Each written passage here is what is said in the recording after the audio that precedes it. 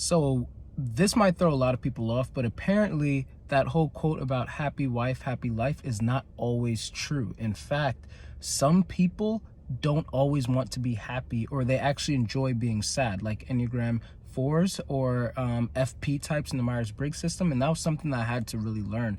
That my wife is not someone who wants to be cheered up right away, but rather likes to sometimes sulk and enjoy and analyze those darker emotions.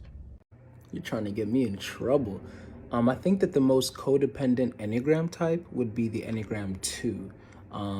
That's even just by like default. Now, the most codependent Myers-Briggs type, that one's a little bit more tricky because Myers-Briggs has more to do with, how your mind is wired as opposed to like coping mechanisms. But I could see that being honestly, one of the introverted types, the introverted feeler types, none of the thinkers maybe.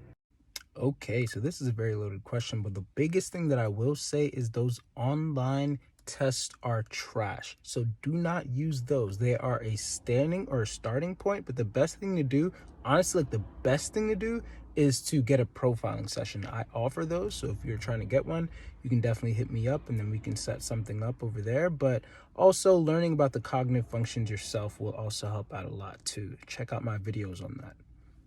The short answer is technically no, but it can lead to sin. However, it is a sin if it's illegal in your country slash state slash wherever, because the Bible does say that you have to abide by the law of the land. So even if the Bible doesn't see it as a sin, if it's against the law, then yeah, it is. But if it's not against the law in your country slash state, then technically it's not a sin, but it can lead to sin. You should check out a poem by Jackie Hill Perry called A Poem About.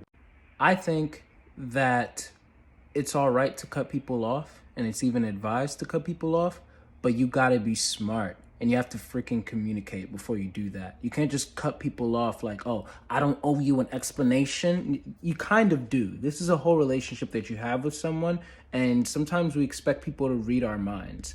But I feel like we should really communicate, practice communication, and then if that doesn't work, personally, I'm not against owning a gun. I have a whole freaking sword. So yeah, 2 swords if we're being exact. My thing is, you have to be responsible. I think that it's how easy that they're giving away these guns. That's the problem.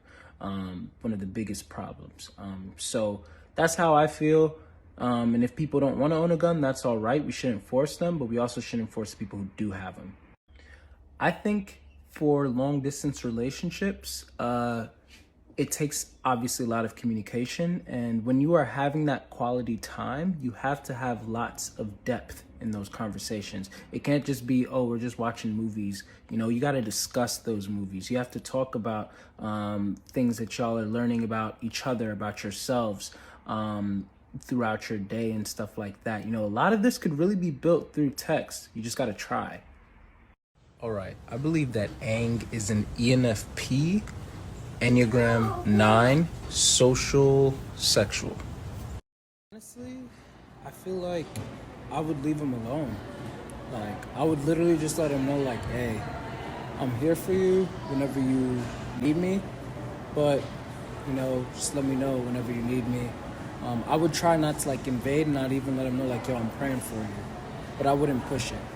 Pretty much, I'm going to be answering as a Christian, especially since you who asked as a Christian. All I'll say is that I believe that it wasn't God's original intent for polygamy to be a thing. However, he never really disallowed it. It just wasn't his original plan. So he kind of allowed it to fix a problem because women weren't able to provide for themselves. And so it was kind of like the whole patriarchy thing and everything. But all in all, it's not God's ideal, even though he did allow it. I'd have to say that my favorite black character is Huey Freeman from the Boondocks. Ever since I was younger and I was watching the show, I really loved him. I just feel like he reminds me a lot of myself. More serious, but my serious side resembles him a lot. And for a fun fact, I believe that he's an INTJ, Enneagram 5. But yeah, I love that guy. So I talk about this all the time, but I really feel like we place way too much value and emphasis on romantic relationships and not enough in platonic relationships. And in fact, we confuse depth in our platonic relationships for romantic feelings. And so, the unpopular opinion that I have is that I believe that our friendships should weigh just as much or close enough to our romantic relationships. And I'll die on that hill.